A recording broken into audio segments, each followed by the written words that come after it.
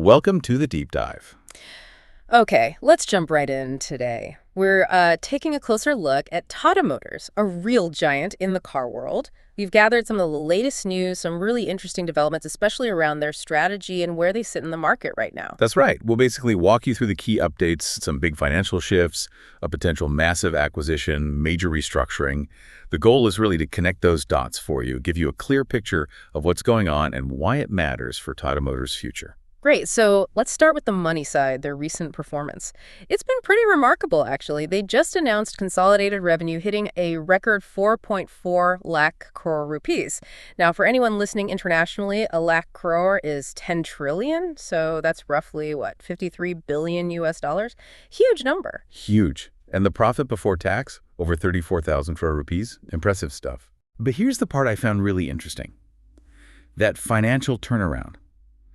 They literally flipped from having 16,000 crore rupees in net debt in fiscal 24 to actually having net cash of 1,000 crore rupees in fiscal 25. That's a fundamental shift, right? It cuts their finance costs way down. Absolutely. That kind of change is massive. It frees up so much capital. And it sets the stage, doesn't it? Especially with all the global challenges, supply chains, commodity prices going up. It gives them the muscle for this really bold move. The planned acquisition of Iveco. That's the Italian commercial vehicle maker. And it's not a small deal. You mentioned Chorus. This would be their second biggest acquisition after that one.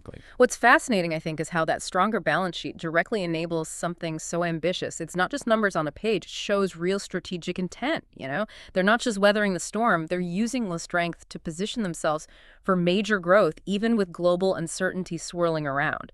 It signals confidence. Confidence. Yeah, that's a good word for it. Okay, let's switch gears a bit. Let's talk about their electric vehicle journey, the EV space. Tata Motors was definitely an early leader there, carved out a big slice of the pie early on. And the Indian EV market itself just exploded in terms of models available. Went from like 4 in FY22 up to 20 by FY25. Incredible growth and choice. And Tata's volumes sort of followed that initially. It went from 20,000 units in FY22, peaked at 74,000 in FY24, but then a dip in FY25 down to 65,000. Yeah, that dip is noticeable. And the market share story mirrors that, right? Yeah. They had like 87% back in FY22, then 84%, 73%, and then a much bigger drop to 55% in FY25. So what happened? What does that tell us about holding on to an early lead? Well, it really raises that question, doesn't it? Why the decline? The information we have points to a couple of key things. First, FY25 just saw way more competition flood into the Indian EV market. Suddenly, Tata wasn't one of just a few players. It got crowded fast. More choices for consumers. Exactly. And second, there was a general slowdown in EV demand overall, but specifically, it seems, linked to the end of the FAME 2 incentive. The government subsidy. Right. That incentive ending particularly hit the fleet EV segment, the commercial buyers. So less government support, more competition. It's kind of a classic example of how dynamic these new markets are.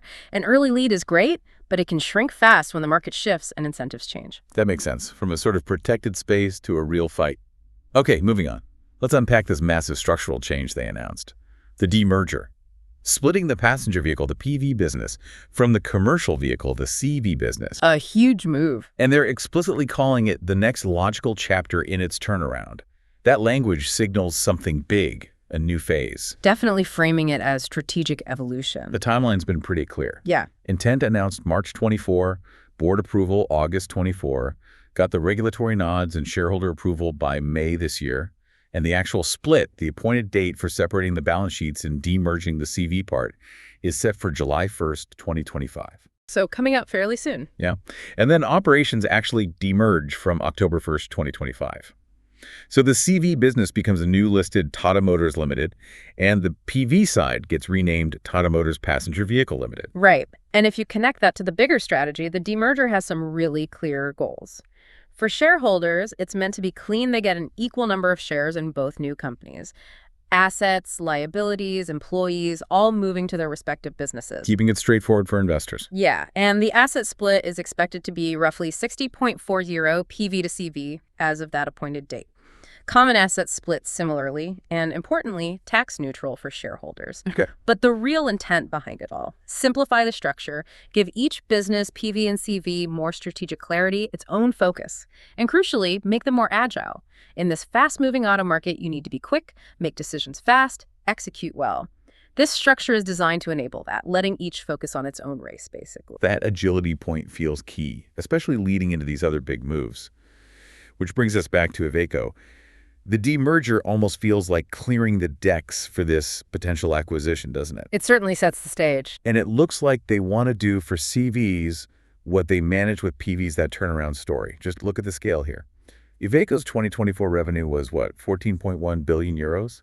That's about 1.44 lakh crore rupees. Yep. It's double Tata Motors EV revenue in FY25. It's a massive jump in scale. And strategically, there's not much overlap geographically. Tata's strong in SAARC. Iveco's big in Central Eastern Europe, Latin America. Complementary footprints, potentially. If this goes through, Tata could become the world's fourth biggest truck seller by volume. And that acquisition cost 38,000 crore rupees.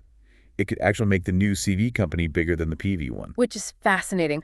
But this is where it gets a bit more complex, because despite that potential, the market reaction hasn't been overwhelmingly positive. Right. The share price hasn't exactly jumped for joy. No, it's continued to fall. Investors seem cautious, maybe even concerned. And there are reasons for that. First, the European CV market, in Iveco's home turf, is actually shrinking right now. New van registrations down over 13%, trucks down over 15% in the first half of 2025. That's a tough market to jump into. Buying into a downturn, not ideal. Not ideal. Second, the debt. That 38,000 crore rupees. The new CV company starts debt-free post-demerger, but this deal immediately puts it into significant net debt. Now, the plan is to pay it down with free cash flow, but if CV profits weaken, maybe because of that shrinking market. They might need more capital. Exactly. It raises real questions about managing that debt, that leverage, especially when you're trying to grow in a challenging market. Okay, that definitely explains the investor hesitation. So, okay, beyond the demerger and Iveco, what about the other pieces? The domestic PV side and JLR both seem to be facing their own sets of challenges, even with opportunities there. Yeah, it's not smooth sailing across the board. Domestically, on the passenger vehicle side, they're losing some ground, right? MG Motor is competing hard in EVs, Mahindra in SUVs. And then there's the whole potential entry of Tesla into India looming.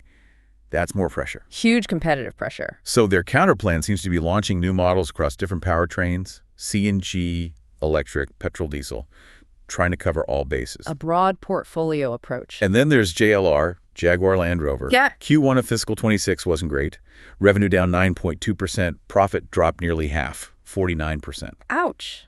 That's a significant hit. And if you break it down by market, the U.S. exports got halted by that 25% tariff back in April 25. Cost them about $250 million. Those tariffs were easing from July 1st down to 10% and 15%, but the damage was done in Q1. Still a big impact. In the UK, sales dipped as they phase out older Jaguar models, preparing for the new era, but a short-term hit. Transition pains. In China. Well, China's facing broader economic issues, less bank credit, retailers struggling, and just fierce competition from local players like BYD. It's hitting lots of foreign brands there, Ford, Tesla, JLR too. China's a tough market right now for many international automakers. So the net result for JLR, EBIT margin down to 4% from nearly 9%. And they had to lower their guidance for the full year significantly. EBIT down from 10% to maybe 5-7%. And free cash flow expected to be basically nil, down from a forecast of 1.8 billion. That guidance cut is stark. It really paints a picture, doesn't it? Intense competition everywhere Tata Motors operates. Domestic PVs, global luxury with JLR. It just hammers home how critical agility and a strong pipeline of new products are. You need that just to stay relevant against these tough rivals, both local and global. The complexity is enormous. Absolutely. So wrapping all this together, the big question for many watching is Tata Motors stock a value pick right now? I mean, the price is around 655 rupees. That's like 43% off its all-time high. It's definitely underperformed its peers recently, partly maybe because of this demerger uncertainty. That underperformance is clear. And you look at the PE ratio, price to earnings, it's at 11 times. That's below its 10-year average, which is more like 14.2 times. So on paper, you might think, looks kind of cheap. It looks like it could be, yeah. But comparing it directly to, say, Maruti Suzuki or Hyundai is tricky right now because Tata's still mixed. Post-demerger, though, that PV business will be a much clearer comparison. That's a key point. The comparison gets easier later, but why is it underperforming now, even with that lower PE? The information suggests a few things are weighing on it. Weaker recent earnings, maybe a lack of total clarity from management on the returns post-demerger, and that higher exposure to the US and UK markets, which, as we discussed with the JLR, are facing headwinds. Right, the JLR drag. Yeah.